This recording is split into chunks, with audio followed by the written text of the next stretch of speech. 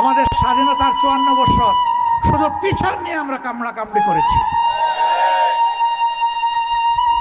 ভিক্ষার নিজেদের প্রতি, রাজনৈতিক প্রতিষ্ঠানের প্রতি। রাজনীতি হচ্ছে দেশের সমাজের মগজ। এই মগজ যখন পরিচ্ছন্ন থাকে, ঠিক থাকে, শক্তিশালী থাকে, এই মগজ যখন মেধাবী হয়, জাতি তখন উপকৃত হয়। আর যেই মগজের মধ্যে সর্বক্ষণ প্রতিশোধ, প্রতিহিংসা, নোংরামি গুড় গুড় করতে থাকে, এই মগজ দিয়ে জাতির কোনো খেদমত করা সম্ভব নয়।